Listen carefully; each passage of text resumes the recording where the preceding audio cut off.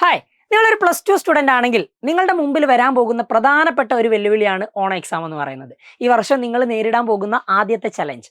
And ഓണ എക്സാമിന് നമ്മൾ ഓരോ സബ്ജക്റ്റുകളിൽ നിന്നും എത്ര വീതം ചാപ്റ്റേഴ്സ് പഠിക്കണം, ഏതൊക്കെ ചാപ്റ്റേഴ്സിനാണ് നമ്മൾ ഇമ്പോർട്ടൻസ് കൊടുക്കേണ്ടത് എന്നുള്ള കാര്യങ്ങൾ ഡിസ്കസ് ചെയ്യാൻ പോകുന്ന വീഡിയോസാണ് നമ്മൾ സ്റ്റാർട്ട് ചെയ്യുന്നത്. അപ്പോൾ ആദ്യത്തേതായിട്ട് ഈ വീഡിയോയിൽ നമ്മൾ മാത്സിൻ്റെ കാര്യമാണ് പറയുന്നത്.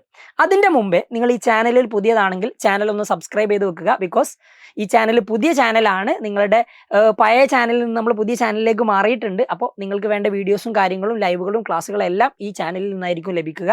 നിങ്ങൾ ഫോളോ ചെയ്തിട്ടില്ലെങ്കിൽ അല്ലെങ്കിൽ സബ്സ്ക്രൈബ് ചെയ്തിട്ടില്ലെങ്കിൽ സബ്സ്ക്രൈബ് ചെയ്ത് വെക്കുക. നിങ്ങളുടെ ഫ്രണ്ട്സിനൊന്ന് ഷെയർ ചെയ്യുകയും ചെയ്യാം. നമ്മൾ ഓണ എക്സാമിൻ്റെ ടോപ്പിക്കുകളിലേക്ക് വരുന്നു.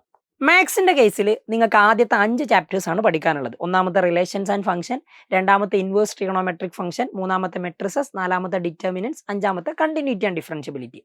അപ്പോൾ എങ്ങനെയൊക്കെയാണ് ഈ ചാപ്റ്റേഴ്സിൽ നിന്ന് ചോദ്യങ്ങൾ വരിക? അതിന് മുമ്പ് ഒരു കാര്യം പറഞ്ഞുതരാം. നമുക്ക് ഓണ എക്സാമിന് ഒഫീഷ്യലായിട്ട് ഗവൺമെൻറ് തരുന്ന ഒരു ചോദ്യപേപ്പർ ഉണ്ടാകാറില്ല. കഴിഞ്ഞ വർഷങ്ങളിലൊക്കെ അങ്ങനെ തന്നെയായിരുന്നു നടന്നത്. ഒരു കോമൺ ആയിട്ടുള്ള ഒരു ജില്ലക്ക് വേണ്ടിയിട്ട് ഏതെങ്കിലും അസോസിയേഷൻ്റെ അടുത്ത് നിന്ന് എടുക്കുന്ന ക്വസ്റ്റ്യനോ അല്ലെങ്കിൽ ഒരു സബ് ജില്ലയിൽ മൊത്തം ഒരു സ്കൂളുകളിൽ ഒരു ക്വസ്റ്റ്യൻസോ അങ്ങനെ ഒരു സെറ്റ് ആക്കിയിട്ടൊക്കെ ആയിരുന്നു ക്വസ്റ്റ്യൻസ് ഉണ്ടാവാറുള്ളത്. അധികവും ഒരു ജില്ലക്ക് കോമൺ ആയിട്ട് ആ ജില്ലയിലെ ടീച്ചേഴ്സിൻ്റെ അസോസിയേഷൻ ഉണ്ടാക്കുന്ന ക്വസ്റ്റ്യൻ പേപ്പർ ആയിരുന്നു ഉണ്ടായിരുന്നത്. അപ്പോൾ ഓരോ സ്കൂളുകളിലുള്ള ചോദ്യപേപ്പറുകൾ ചിലപ്പോൾ മാറിയേക്കാം. എല്ലാവർക്കും കോമൺ ആയിട്ട് ഒരു ചോദ്യപേപ്പർ അല്ല ഉണ്ടാവുക. പല സ്കൂളുകളിലും പല ചോദ്യപേപ്പറുകൾ കണ്ടിട്ടുണ്ട്. കഴിഞ്ഞ വർഷം തന്നെ ഒരുപാട് ചോദ്യപേപ്പറുകൾ ഓണ എക്സാമുമായിട്ട് വന്നിട്ടുണ്ട്. അതായത് കുട്ടികൾക്ക് പലർക്കും പല ചോദ്യപേപ്പർ കിട്ടി, അതൊക്കെ നമുക്ക് ഇങ്ങനെ അയച്ചു തരാറുണ്ടായിരുന്നു.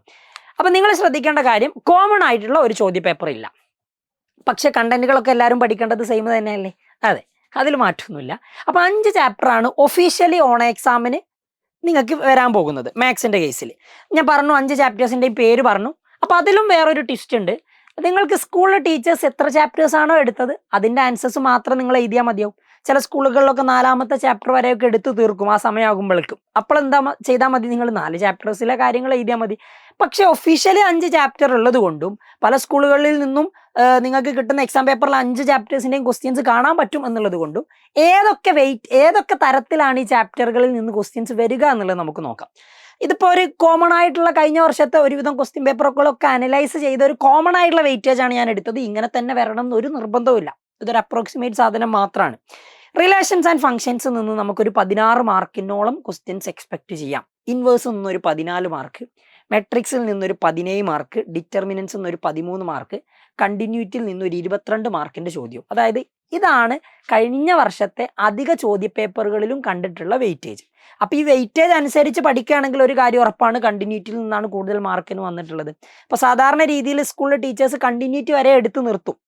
ആൻഡ് ഡിഫറൻഷ്യബിലിറ്റി കൂടിയുണ്ട്. കണ്ടിന്യൂറ്റി ആൻഡ് ഡിഫറൻഷ്യബിലിറ്റി എന്ന് പറഞ്ഞാൽ ചാപ്റ്റർ മൊത്തത്തിൽ പഠിക്കണം. ആൻഡ് 5 ചാപ്റ്റേഴ്സും കംപ്ലീറ്റ് ആയിട്ട് പഠിച്ചിട്ട് അതിൻ്റെ വെയിറ്റേജ് ആണ് ഇവിടെ കൊടുത്തിട്ടുള്ളത്. അപ്പോൾ ഈ 5 ചാപ്റ്റേഴ്സ് മാർക്കെല്ലാം കൂടി കൂട്ടി നോക്കിയാൽ 80 മാർക്ക് കിട്ടും. 60 മാർക്കിൻ്റെ ഉത്തരങ്ങൾ നിങ്ങൾ എഴുതിയാൽ മതി. അപ്പോൾ ഇതാണ് ഏകദേശ ഒരു വെയിറ്റേജ് എന്ന് പറയുന്നത്. ഒഫീഷ്യലായിട്ടുള്ള ഒരു വെയിറ്റേജ് ഇല്ല. ആൻഡ് ഒഫീഷ്യലായിട്ട് എല്ലാവർക്കും ഒരു കോമൺ ആയിട്ടുള്ള ക്വസ്റ്റ്യൻ പേപ്പറും ഇല്ല. അപ്പോൾ ആ കാര്യങ്ങൾ മനസ്സിലാക്കുക. മാത്സിന് 5 ചാപ്റ്ററാണ് പഠിക്കാനുള്ളത്. അപ്പോൾ 5 ചാപ്റ്റേഴ്സും നിങ്ങൾ പഠിച്ച് ഓണ എക്സാമിന് വേണ്ടി സെറ്റ് ആവുക. നിങ്ങൾ സ്കൂളിൽ ഏതൊക്കെ ചാപ്റ്റർ എടുത്തില്ല എന്നുള്ളത് നിങ്ങൾ നോക്കണ്ട. നിങ്ങൾക്ക് അറിയാവുന്ന ചാപ്റ്റേഴ്സ് ക്ലാസ്സുകൾ കണ്ടും അല്ലാതെയൊക്കെ നിങ്ങൾക്ക് പഠിച്ചു തുടങ്ങാവുന്നതാണ്. അപ്പോൾ കുറച്ച് നേരത്തെ തുടങ്ങിയിട്ടുണ്ടെങ്കിൽ ഒരുപാട് ടെൻഷനുകൾ ഒഴിവാക്കാം എന്നുള്ളതാണ്. അപ്പോൾ കാണാം.